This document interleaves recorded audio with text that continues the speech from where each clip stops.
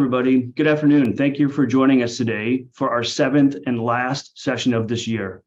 I'm so pleased to welcome our speakers, Nicole and Bridget Devoy of McDermott, Will, and Emery. I can't thank you both enough for taking time to prepare and present here today. The bios of Nicole and Bridget, along with their slide deck, which is very colorful and wonderful, was sent to you earlier today. I hope you take time to learn more about both of our speakers and read the slide deck. Before I turn the program over to Nicole and Bridget, I want to acknowledge my colleagues, our tremendous advisory committee, and a few words of gratitude in this season of giving. For 17 years, this speaker series has come together because of the leadership of our advisory committee. Their network and knowledge of the professional advisor community is unmatched, and I want to thank them for their dedication. Please join me in thanking those of the group that are here with us today, including Nicole Pearl, who's also speaking today. I also want to take a minute to thank my colleagues here today, who I get to work with every day. Dan Rothblatt, Heather Baroff, Georgia Baquet, Karen Friedman, along with many others of our staff. My work is better because of them, but more importantly, the foundation staff enriches the lives of tens of thousands of people here and around the world by working with our donors, board, and committees on strategic, thoughtful, and impactful philanthropy that led to more than $120 million in grants last year. To the elderly who can't afford to eat or pay rent, to fight anti-Semitism and racism, create more homes and shelters for the unhoused, promote educational opportunities at every level, access to healthcare, to beautify our world through art and stave off the effects of climate change, just to name a few. If you or your clients want to be a part of this incredible work that we do at the foundation, please be in touch with us. We can help you with donor advised funds, endowments, and thoughtful discussions for family foundations who want to take advantage of our knowledge gained over more than 70 years of philanthropic work in Los Angeles. For 33 years, our team has been led by Marvin Schottland, who's stepping down at the end of December. Marvin, if you're here, I want to thank you for bringing us together and for leading us in this important work. And today, I'm also pleased to introduce you to our new president and CEO, Rabbi Aaron Lerner. If Aaron's here, we're going to spotlight him. Oh, he's in the waiting room, so I have to wait a second. We're just introducing Aaron Lerner, who is going to be our new president and CEO. He starts in January, and you'll have a chance to meet him once he starts in January. So I want to welcome him. And Aaron, I want to welcome you to this special series with our most trusted professional advisors. With that, again, I want to thank Nicole and Bridget for preparing this, and I turn it over to you.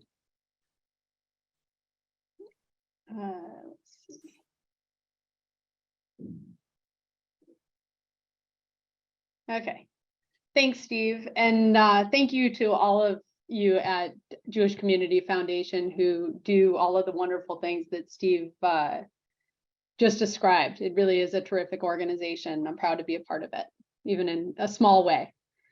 So we're here today to talk about using trust to structure divorce settlements. And there's a lot of different reasons why we might want to create trusts in a divorce context. Let's see. Primary to those reasons is that, you know, a lot of times during divorce, spouses just aren't getting along. There's a lot of mistrust and a lot of contempt. And it's nice to have this sort of middleman in the trustee that can they can help the spouses avoid having to deal with each other directly and provide, you know, a person who can be trusted to handle payments so that they don't have to go directly from one spouse to the other. It also, by taking a pot of money and putting it into a trust in advance, it can help alleviate any concerns that may be there for future financial issues that may arise, whether it be because, you know, the wealthier spouse has a gambling habit or, you know, isn't great at managing finances or is making, you know, bad financial decisions. If there's some concern that some of the money is going to be lost after the divorce, putting a pot of money aside to handle the payments from one spouse to the other can be very helpful. And the reasons for creating trusts aren't all bad. You can also create trusts just to use a trusted advisor. You know, it might be that I had one instance where the less wealthy spouse wanted the family office to be involved and to make distribution decisions as to how much should go out of the trust to the ex-spouse. sometimes it's because, the less wealthy spouse that's receiving the payments isn't financially savvy enough to invest those payments. And so you can have a trustee as an independent decision maker for all investment decisions. You can also use a trust to control the ultimate disposition of the property. Sometimes there's a concern that one spouse, the wealthier spouse, is going to meet somebody new and provide everything to a new spouse rather than providing for the couple's children, or even to new children from a new marriage. So it again creates a pot of wealth that after the spouse, the payee spouse is done receiving payments, it can set aside a pot of money to make sure that the kids are provided for in the future. And finally, there's some tax efficiency that we can do. And we're going to talk about some potential estate planning and estate tax savings that can be involved, as well as sort of simulating the deduction that used to be available for alimony payments. Great. Bridget, So, you wanna- yeah, let's talk about some of the potential income tax consequences of a transfer to a trust. Kind of to set the stage first, as you know, during marriage, you don't really have too many concerns about transfers between spouses. That's a special feature of being married. There's certain tax benefits and also some burdens. But when a marriage is dissolved by divorce, this changes. And so it's important to carefully structure divorce settlement to minimize any of these negative tax consequences. And especially when we're talking about transfers to trust, we really need to make sure we're paying attention to these nuances. So Section 1041 provides us guidance on this in terms of realizing gain or loss. And it says that provided you follow certain parameters, any transfers between spouses or ex-spouses will not realize a gain or loss if it's incident to divorce. So what is an incident to divorce? You have a couple options, but the transfer can occur within 1 year after the marriage ends. So, you get a divorce decree, or it could be a transfer related to the end of the marriage, provided it's pursuant to divorce settlement, and then it occurs within 6 years after the marriage ends. Additionally, if you haven't met these two requirements, you can show that the transfer was made to accomplish the division of property owned by the two spouses at the time the marriage ended. You also want to think about basis, right? Especially in our current economy downturn, people hold property that you might have a higher basis than the fair market value. So how does that come into play? So 1041 also says that for income tax purposes, you're going to have a carryover basis to the transferee spouse. So spouse A transfers over 100 shares of, failed corp, right? And you got a basis of 300, but its fair market value is 50. So in this scenario where it's incident to divorce and you followed those parameters, the basis is going to be transferred just as it was in the hands of the transferor immediately to the transfer. This is pretty significant because you're not going to have an adjustment in basis if the fair market value is lower. Contrast this to Section 1015 pertaining to gifts. And in that case, the donee's basis is the lower of the donor's basis and fair market value. So this is a very valuable part of the code for divorcing spouses. There's also no adjustment if gift tax was payable as a result of the transfer. We'll handle that a little bit later in the presentation. And the holding period, this is also significant. The holding period includes the period of time that the transferor held the property. So that's all pretty good. So then you might, when you're thinking about your divorce settlement, right, you might make transfers outright to a spouse. As Nicole said, you also might want to transfer it to a trust for all the various reasons she just outlined. So if you transfer it to the benefit of a trust to the benefit of the spouse, no problem, 1041 would clearly apply. But what about if you want to transfer to a trust for spouse and children?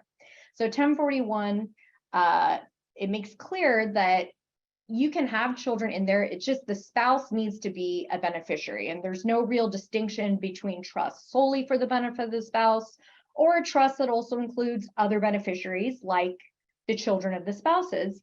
There's also, it doesn't specify how much of an interest the spouse has to have in a trust. So that can also be quite beneficial.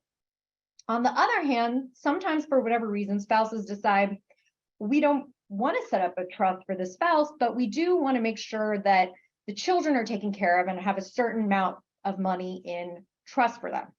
Okay, so in that case, section 1041 would not apply because the spouse is not a beneficiary. But at the same time, the transfer might be able to avoid gift tax if the transfer is made in satisfaction of a support obligation. So for instance, if a spouse makes a transfer to a trust to satisfy his or her child support obligation, you might be able to avoid gift tax in that scenario. But you'll want to pay particular attention to what type of property you use to fund this trust. If the transfer discharges their obligation to support dependent children, i.e. child support, that could trigger gain to the extent you're transferring appreciated property. So just keep that in mind. So, Nicole, do you want to add or talk a little bit about the no recognition rule? yeah, so there are some exceptions to this general rule of non-recognition that apply. And the first one has to do with trust where the spouse beneficiary is a non-resident alien. So anytime that you have a trust where the beneficiary spouse is a non-resident alien, you're going to trigger gain if you transfer appreciated property to it, because the general non-recognition rule is not going to apply. There's also an exception to this general rule where you transfer negative basis property to a trust. So what's negative basis property? It's property where the liabilities exceed the basis. And I think going through an example is the best way of explaining this. So assume that you have a couple where their primary asset is a house, okay? And the house is worth $1 million, but they have only a $10,000 basis in the house. And assume that they've decided, so B owns the house, and B's decided that B is going to give the house to A in the divorce, and is going to take cash for himself equal to half the value of the house. So A will get the house, and B will get $500,000 of cash that B can then use to buy a new house or figure out what to do. In order to fund this, because there are no other assets, they decide that they're going to take out a mortgage on the house. So B goes and takes out a mortgage. So he's got $1 million house. He takes out a $500,000 mortgage, and then transfers the house subject to the mortgage into a trust for A. Because here we have a house where the basis is only $10,000 and the liabilities that are secured by the house are more than that, $500,000. It's going to trigger gain when when B transfers the house to a trust for A. And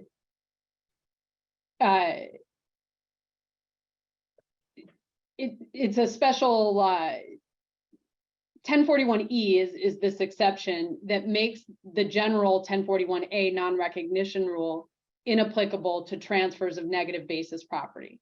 But 1041E doesn't mention 1041B, which is the basis adjustment. So A still gets to adjust the basis to account for the gain that was recognized. So at the end of the day, A is going to end up with a house in the trust, $1 million house with a $500,000 mortgage, and the basis in that house, if A ever goes to sell it, is going to be $500,000.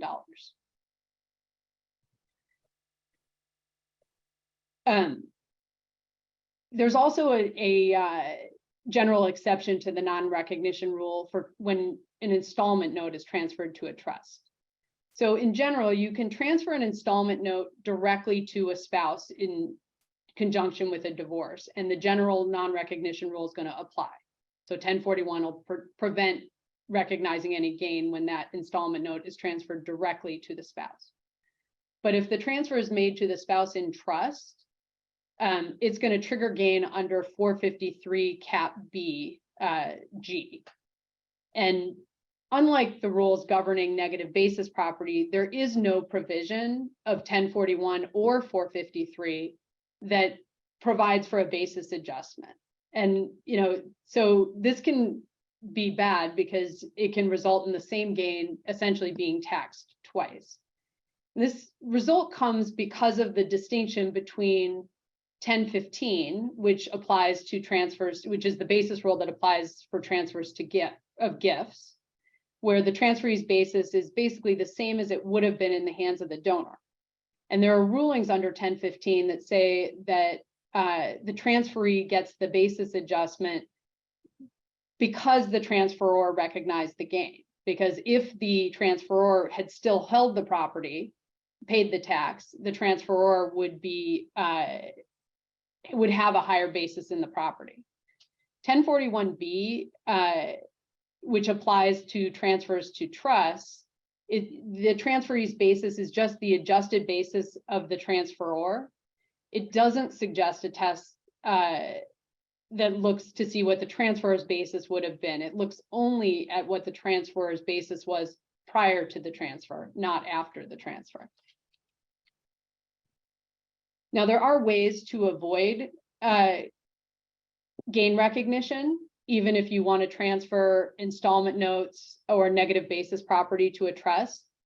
And the primary way that we can avoid this is by transferring those assets to a grantor trust, where the grantor trust is treated for income tax purposes as being the same as the grantor, the transferor spouse.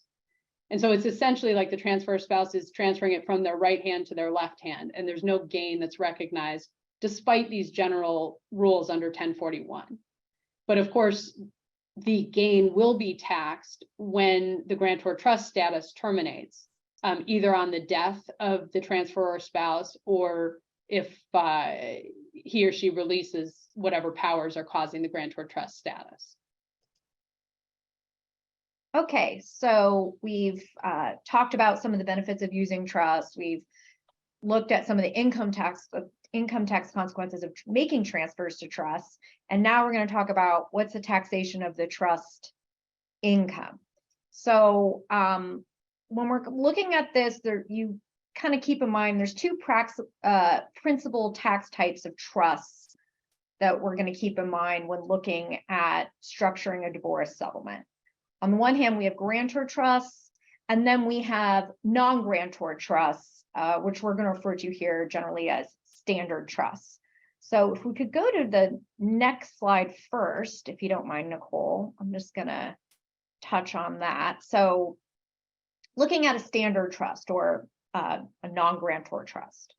So in that type of trust income is allocated between the trust and its beneficiaries. And there's a series of deductions permitted for distributions to beneficiaries. So deductions remove income from the trust balance sheet and put it into the beneficiary's gross income. Those deductions are limited to what is called distributable net income, or referred to as DNI for shorthand. And that's regardless of how much actually gets distributed. So that's kind of the cap. And then any items not included in DNI will always be taxed to the trust rather than the beneficiaries. We're not going to get into all the details of that in this presentation, but for instance, capital gains is generally taxed to the trust, not to beneficiary, though there are some exceptions. And then any amounts distributed to a beneficiary will be included in their gross income according to the individual taxpayer brackets.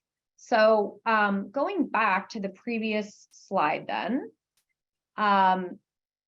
we want to take a look at what are the tax rates for a standard trust. So these are the rates that a non-grantor trust would be applied to for income that's on the non-grantor trust balance sheet, as opposed to what is pushed out to a beneficiary.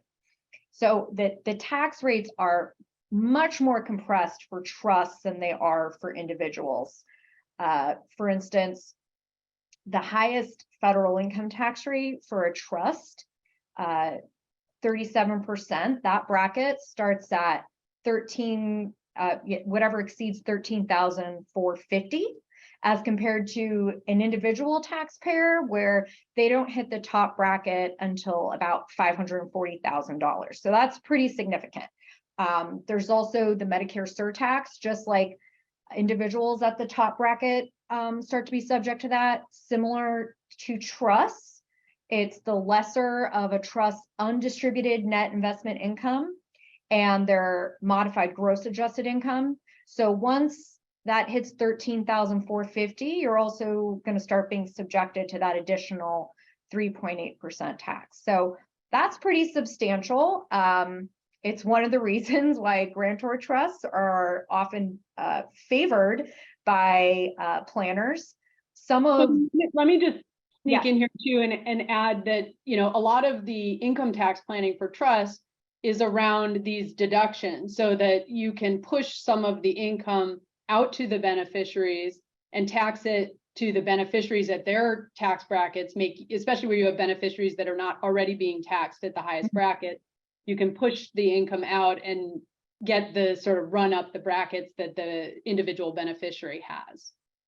Right. So in some of the planning we're going to discuss in this presentation, it's essential that you're pushing out a sufficient amount of that income to the beneficiaries and not subjecting the trust, to the extent you don't have to these kind of punitive, in my opinion, brackets. I'm sure the IRS would have a different perspective on that. Okay, so that's what we're calling standard trust, non-grantor trust. Okay, looking at a grantor trust. We're probably all familiar with that, but grantor trusts are trusts that are treated for tax purposes as being owned generally by their creator, sometimes another individual as well. And in that case, the deemed owner of the trust includes the taxable income of the trust, credits, deductions on their own balance sheet. They pay the tax on trust income. A benefit of this is that allows the trust corpus to grow much quicker, right? And it's also not deemed to be a gift for the grantor to pay that tax because it's on their balance sheet. So there's no real gift per se. As we just covered, it's not subjected to the compressed rate structure because they're instead using the individual rates. All right, and then moving on to the next slide, this is the point that an individual might be the deemed owner of the whole trust, or it might be a portion of the trust. So it's only whatever portion that they're the owner of that they'll have attributable income deduction and credits. So any portion of the trust that's not deemed to be owned by that individual or another individual will be subject to the rules applicable to standard trusts. What's a situation in which someone might be a deemed owner of only a portion of the trust? One example might be where an individual has a unilateral right, to withdraw corpus or income of a trust. So they would be the grantor as to that portion. Nicole, anything to add there, or do you want to go on to the next section? Yeah, so yeah, I can go on. You know, Bridget's given us a really good overview of sort of what it means to be a grantor trust, and I want to pull it back a little bit to look at divorce at trusts that are created specifically in the divorce context. Most trusts that are created upon divorce are going to fall within the grantor trust rules unless you try really hard to avoid them. And that's simply because of sort of the reasons why we usually use the trust often get captured in these rules. So some examples of where you're going to get caught here.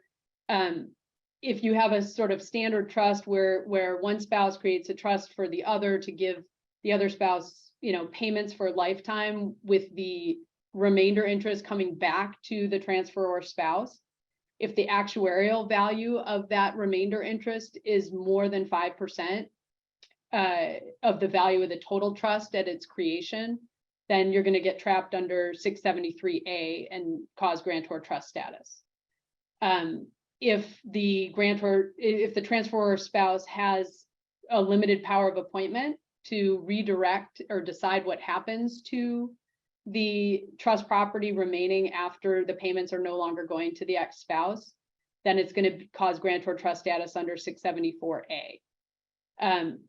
If the obligation to support the ex-spouse doesn't terminate when the trust is created, and to the extent that any distributions from the trust are made to discharge those continuing support obligations, it's going to be treated as a grantor trust under 677B.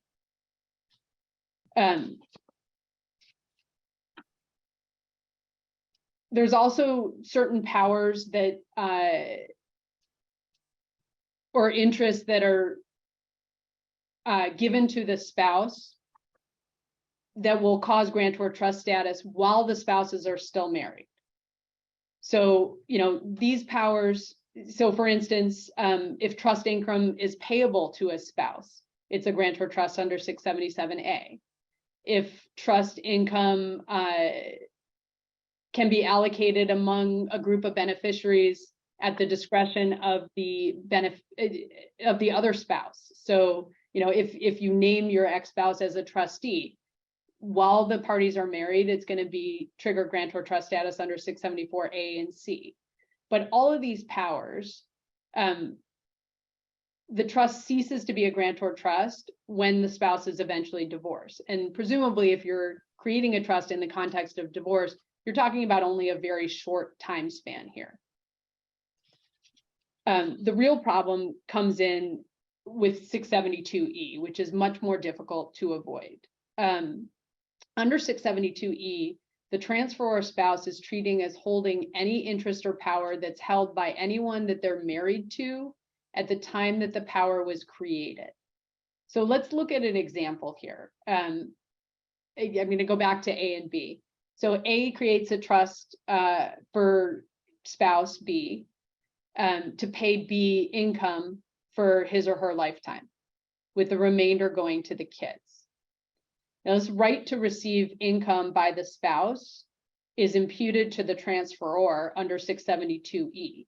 So it's treated, because the transferor is treated as receiving income from the trust, it's going to be a grantor trust under 677A. And because 672E applies, this result doesn't change after the divorce. 672E's test is administered at the time that the interest is created, and there is no mechanism for retesting to take into account the change in the marital status.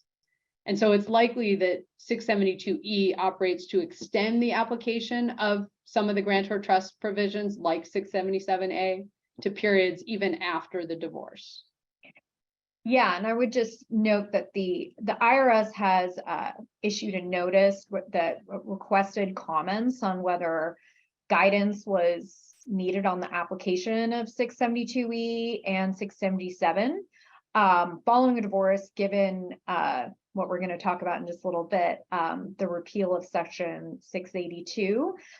ACTEP weighed in, but I think it seems likely to us that without new regs, this is how it would be applied. Right. And it used to be not such a big deal because we had Internal Revenue Code section 682 that applied. Do you want to talk a little about 682 and how that used to fix the problem? Mm-hmm. So as you're all aware, the 2017 tax reform changes, depending on your specific circumstances, were really good in some cases and maybe not so great in some cases. Two changes that really negatively affected divorcing couples are the repeal, or what I would call the partial repeal of section 682, and also the elimination of the alimony deduction. And just before I get into what is 682 and what has changed, these were largely casualties of the need to make that tax reform budget neutral. Essentially, everyone has a theory as to how budget neutral it really is, but that was kind of I think, the driving force there. Though there is legislative history that suggests, at least for the alimony deduction, that it may have also been viewed negatively as almost a divorce subsidy. So looking at Section 682, what is it? I kind of think of it as like the code's divorce fairy godmother, bippity boppity boo, you wave the 682 wand and it really fixes what would otherwise be, and which is now for a lot of people a considerable problem when you're divorcing. And so 682 provides that with respect to divorced couples, any amount of income that one of them receives or is entitled to receive from a trust will be included in his or her gross income and not in the gross income of the other spouse, in most cases, the settlor or grantor. And the section makes clear that this is in despite of any other provision in the code, including the grantor trust rules. So this is very valuable because you just think about a scenario, spouses create a slat during their lifetime, right? Maybe we say moneyed spouse creates a slat for their other spouse, no real problem paying the income on that, but moneyed spouse has access to those assets still through the beneficiary spouse. Well, once you divorce, beneficiary spouse still enjoying the fruits of that trust, but moneyed spouse no longer has access to those assets and is paying all the tax on it. Not very great. So we had 682, which kind of fixed this issue. 682 was partially repealed in the sense that it now no longer applies to divorces occurring after December 31, 2018. And the application of this repeal turns only on when your divorce or separation instruments were executed. It doesn't matter if you've had this trust in place, for 20 plus years. It's only when those the divorce or separation instruments were executed. Nicole, do you want to talk a little bit about how to avoid grantor trust status now in light of this 682 repeal? Yeah, so, as Bridget said, there are not a lot of situations where someone's going to be happy paying tax on income going to their ex-spouse. So, what we really want to do here is to avoid grantor trust status for any trust that's set up in connection with divorce now that 682 isn't available. And there are a few key points to doing that. The first, you have to fund the trust after the parties are no longer married. And in that way, you take 672E completely off the table so that you're not imputed to have any powers of your ex-spouse. You're only imputed to have powers of a current spouse. You also have to make sure that after the transfer to the trust, there is no continuing support obligation, because if there's a continuing support obligation and payments from the trust can be deemed to be discharging those, it'll cause grantor trust status. And finally, you have to make sure that if the transferor spouse is going to retain an interest in the trust, like for instance, retaining a remainder interest, you have to make sure that that remainder interest actuarially is worth less than 5% of the total value of the trust at the time that it's created. Yeah, and just to add on to that, we're really focusing on this presentation in using trusts to structure divorce settlements. But as I mentioned before, the repeal of 682 doesn't just affect trusts you're creating in the divorce settlement. It affects all kinds of trusts that were created potentially during the marriage. So slats, Q-berts, lifetime Q-tips, any trust that really is created by one spouse to benefit another spouse, generally speaking. So if you do have a client that's divorcing, it's important to kind of take a look at the universe of trusts that might have been created during the marriage and consider addressing that in the separation agreement. Nicole did a prior presentation on this, I think in 2019, Nicole? 18 or 19, a few years ago for the Jewish Community Foundation. So we're not going to get into that too much here, but just, to flag it that there's ways to potentially fix this inequity, so to speak, whether it's decanting to a new trust, distributing out the assets of the trust and terminating it, or potentially agreeing in a divorce settlement for the beneficiary spouse to reimburse the grantor spouse for income taxes. Now we can talk a little bit about the elimination of the alimony deduction. My understanding is there's been some form of an alimony deduction for the payor and an inclusion of alimony in the gross income of the payee since like the 1940s. So this was a pretty big change made again in the 2017 tax reform. So alimony payments are no longer deductible by the payor and are no longer included in the gross income of the payee if, again, your clients or yourself were divorced or entered a separation instrument executed after 2018.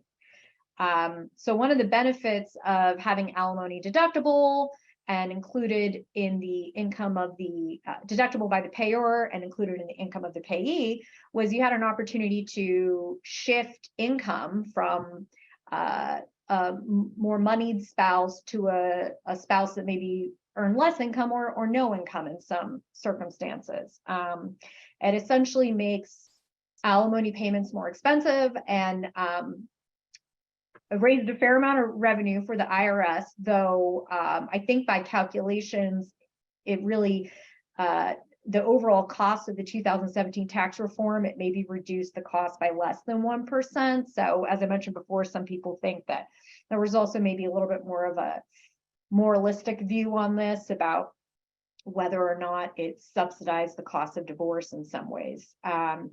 And just to note that the alimony deduction is not something that's restored after 2025. So it's gone for good until they change the law again. And we have this lovely handy dandy graphic on the next slide that kind of illustrates some of the effects of this repeal. Nicole, do you want to talk about that a little bit? Yeah, so this example really shows how, I don't know that it encourages divorce, but it definitely makes divorce less painful, or the alimony deduction used to make divorce less painful. And here in our example, we have, again, A and B. And while they're married, A is earning $340,000 a year of taxable income, and B is earning nothing. B is home with the kids.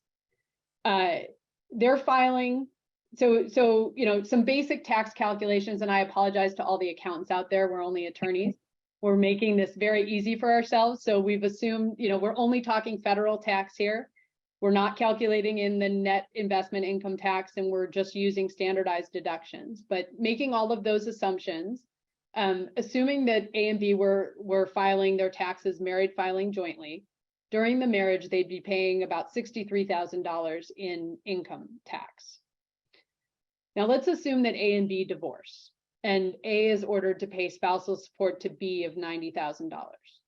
So before repeal, you have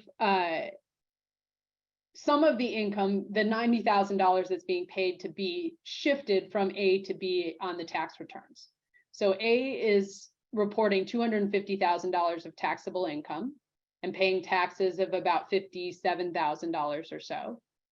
And B is going to report the $90,000 that B received in alimony payments, and is going to pay about $12,500 in taxes for a total tax bill for the couple of about $69,000, which is higher than they were paying during the marriage, but not too much so.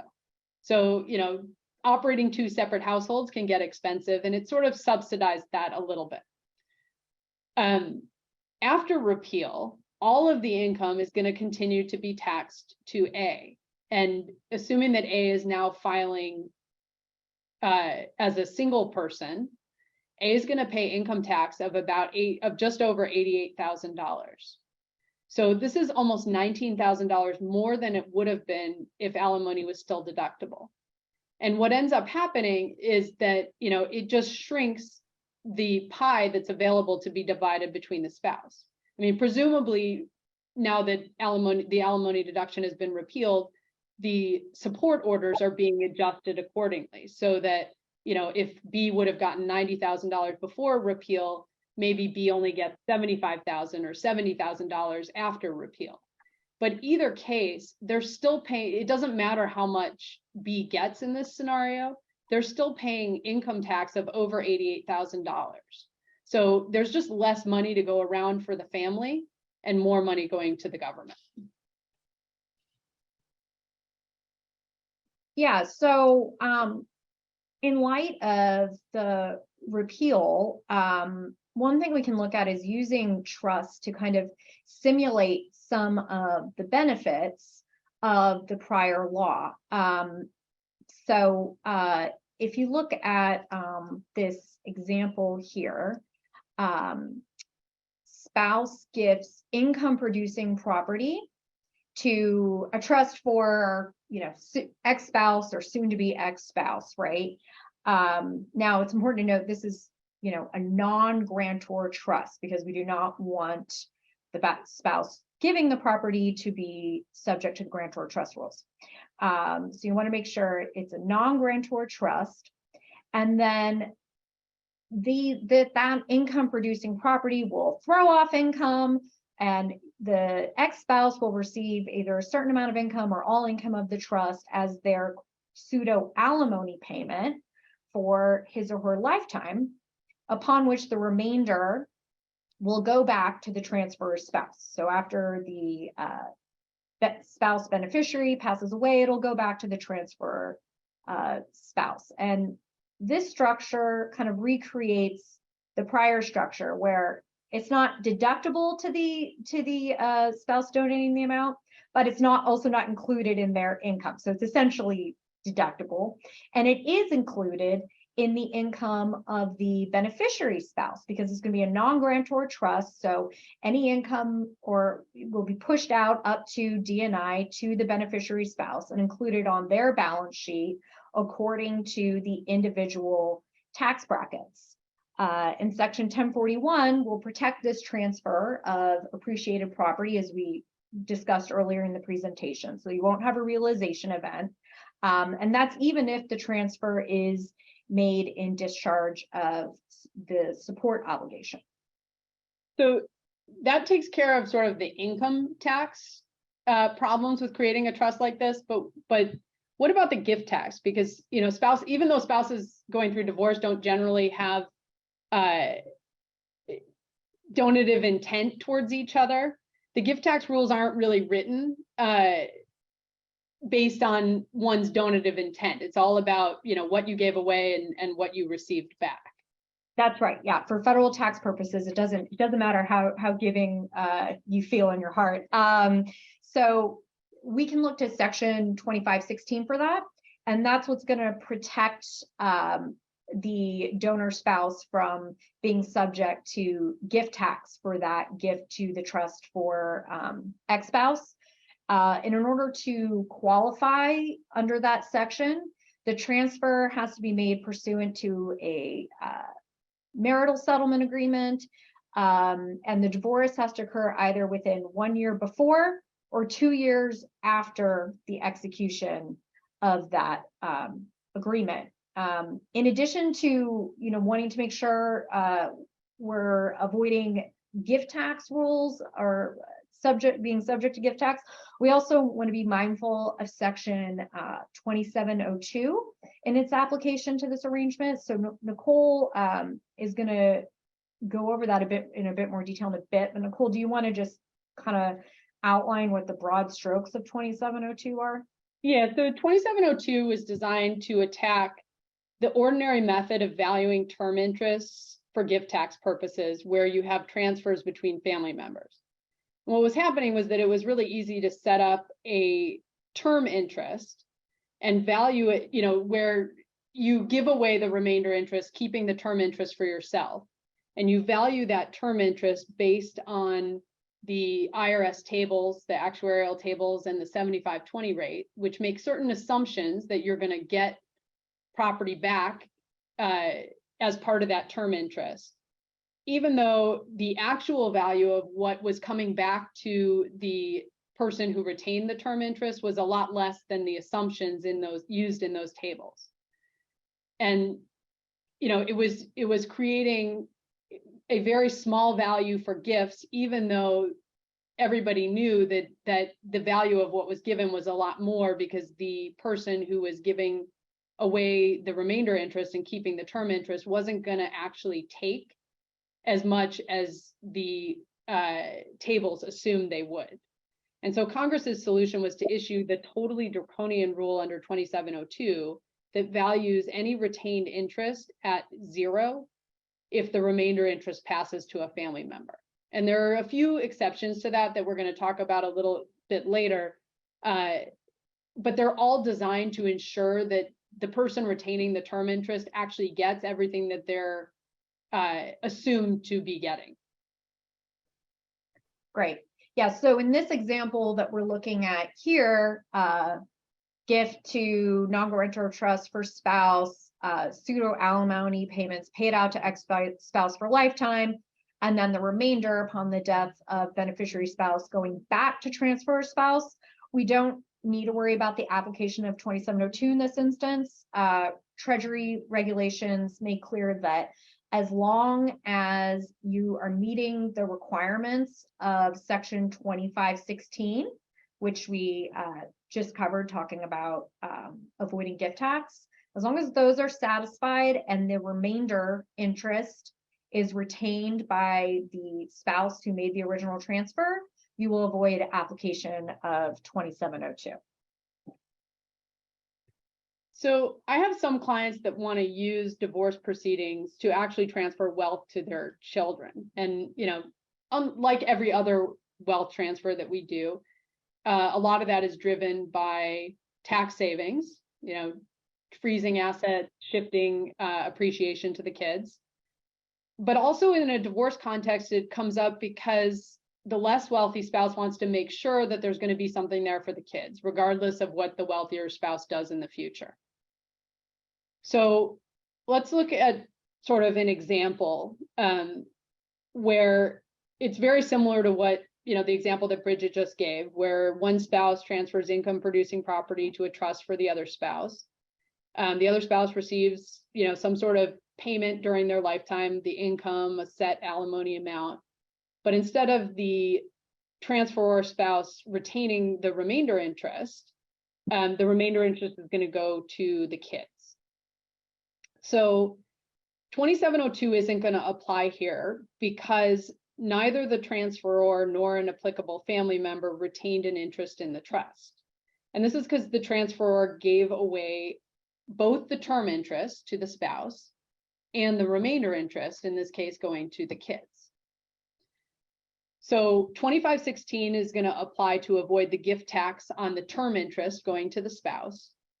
And the transferor spouse will be deemed to have made a gift of the remainder interest to the kids. And you would value that remainder interest using, the applicable tables without regard to 2702. But there's still a huge trap here under 2702 that's lurking for the beneficiary spouse. And that is the joint purchase rule. An individual who acquires a term interest in property as part of the same transaction where their child receives the remainder interest is going to be treated as having acquired the whole interest and as having transferred the remainder interest to the kid. And so 2702C2 essentially recharacterizes the whole transaction as one that is made by the transferee spouse. So let's look at an example here. So let's say A transfers $100,000 to a trust for B that pays income to B for 10 years, with the remainder going to the couple's children. Now, in exchange, B is relinquishing all of the marital rights. So assume in this example that the actuarial value of B's term interest is $65,000 and the value of the kid's remainder interest is $35,000. So for A, again, there's no gift to B because of 2516. And A is deemed to have made a gift to the children of $35,000, which was the value of the remainder interest. But B is caught by the joint purchase rule because of the consideration that was paid, because they relinquished the marital rights. And so B is going to be treated as having acquired the full $100,000 and transferring that full $100,000 to a trust for B's kids. Under 2702, the value of B's retained interest is going to be 0.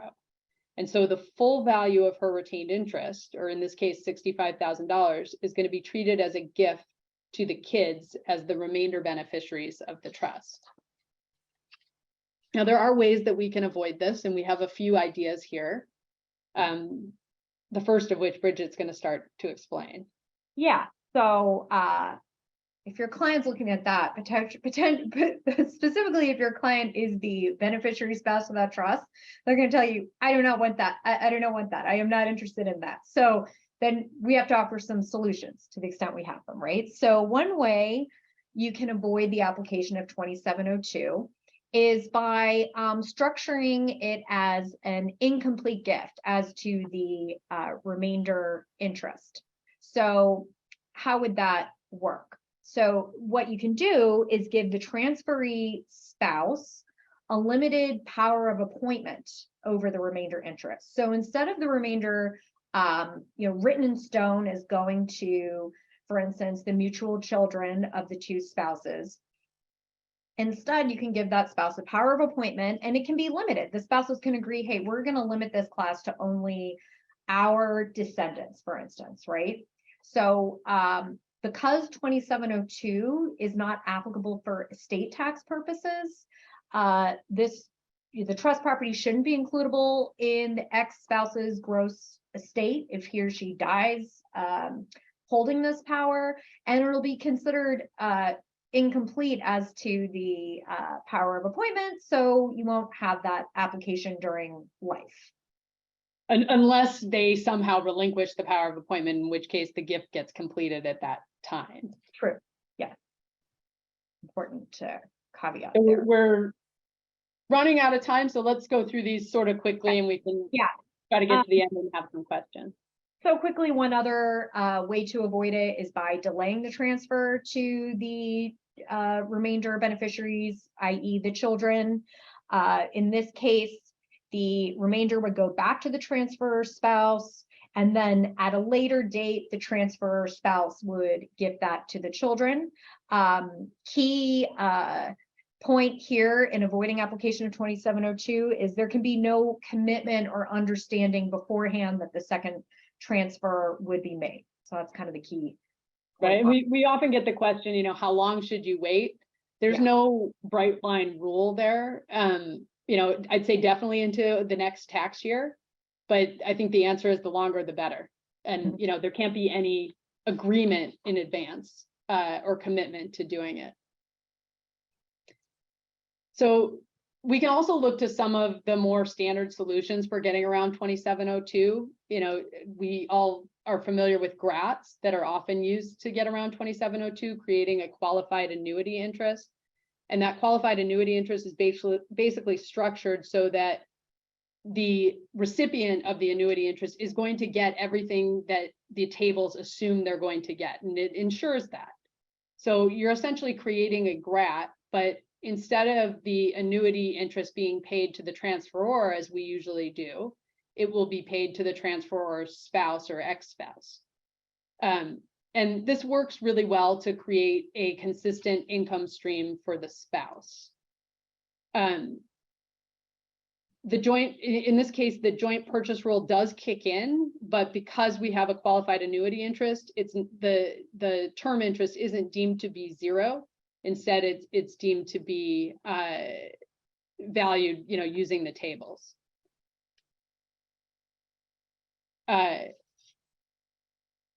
Unlike traditional GRAT, there's no worries about an estate tax if either of the spouses dies during the term. If the transferor spouse dies before the end of the term, the transferor spouse hasn't retained anything. They have no control over the trust. So there is no inclusion, unlike a traditional GRAT. And for the beneficiary spouse, there should be no estate tax inclusion because the beneficiary spouse wasn't the transferor. Now, they are deemed to be the transferor under 2702, the joint purchase rule, and the IRS could argue that, but I think that that's a stretch, especially because 2702 doesn't apply in an estate tax context. And then finally, a cupert is also an exception to 2702 that can come in handy in a divorce context.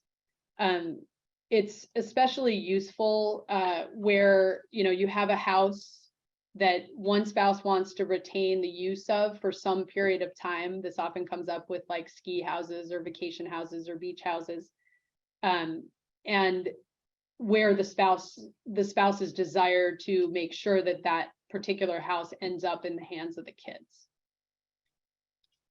I think we have a few minutes for questions if anybody has it. I mean, these were just a few of the ways that you can avoid 2702 in a divorce context. And hopefully you learned a little bit about structuring divorces, trusts applicable in divorce settlements.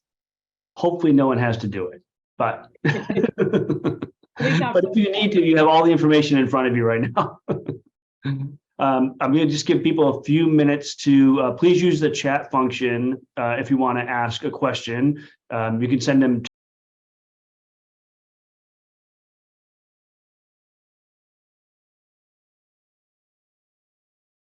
Question. Did either of you get any questions directly in the chat? I think so. So it's either totally clear or complete gibberish, one or the other. I assume it's completely clear. I mean, that was a lot of information to take in, but let's see if I'm getting, I have a few people did write questions during it, but then said, oh, never mind, they answered it. So that was, you put a lot of information in there. Okay.